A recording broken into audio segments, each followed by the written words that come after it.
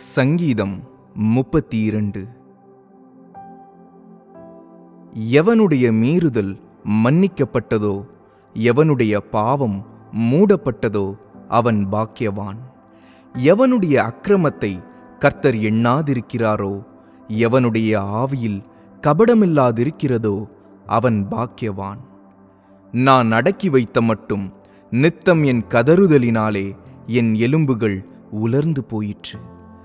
இரவும் பகலும் என்மேல் உம்முடைய கை பாரமாயிருந்ததினால் என் சாரம் உஷ்ணகால வறட்சி போல வறண்டு போயிற்று.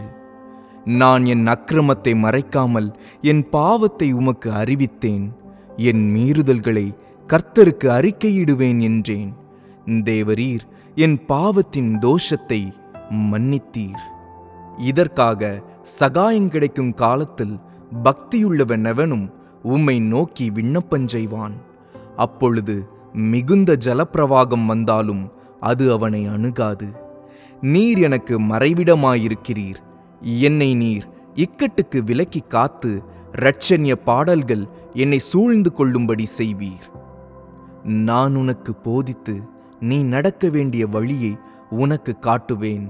உன்மேல் என் கண்ணை வைத்து உனக்கு ஆலோசனை சொல்லுவேன். வாரினாலும் கடிவாளத்தினாலும் வாய் கட்டப்பட்டாலொழிய உன்கிட்ட சேராத புத்தியில்லா குதிரையைப் போலவும் கோவேறு கழுதையைப் போலவும் இருக்க வேண்டாம். துன்மார்க்கனுக்கு அநேக வேதனைகள் உண்டு. கர்த்தரை நம்பியிருக்கிறவனையோ கிருபை சூழ்ந்து கொள்ளும். நீதிமான்களே, கர்த்தருக்குள் மகிழ்ந்து களிகூருங்கள். செம்மையான இருதயமுள்ளவர்களே, நீங்கள் எல்லாரும் ஆனந்த முழக்கமிடுங்கள்.